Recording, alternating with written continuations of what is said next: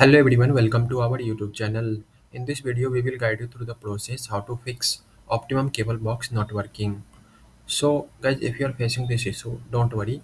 We are going to solve this issue by each step. First of all, check the connection. How to check that? Check all the cable are properly connected at both the cable box and TV to avoid issue from the loose connection. Try different HDMI cable to eliminate cable related problem. Okay? And then plug the cable box into the various HDMI input on the TV to identify any specific issue. Okay, and then reboot the cable box.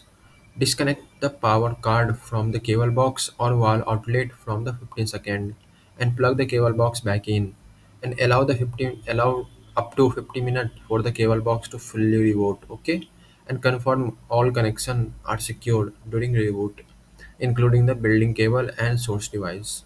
And after reboot, ensure the correct input is selected on your TV. If the issue remains, try different TV port. Okay, and then check the Optimum server status. Go to Optimum website, optimum.net.support.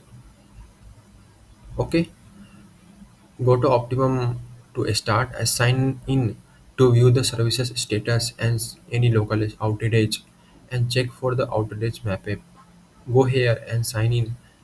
Okay, first you can sign in here, and after signing, check the real-time outage map and troubleshooting issue and follow the tips to Optimum website. If there are no reported outages, contact Optimum support. Reach out to the Optimum support for further assistance. Okay, and next step is factory reset the cable box. How to do this? Press the home button on your remote, then select setting and choose the system from the select setting menu and reboot TV services, select TV and then reboot. Okay, and if all of this step is still not working for you, you can contact Optimum support web. Okay, for further assistance. So this is the all step. Thanks guys.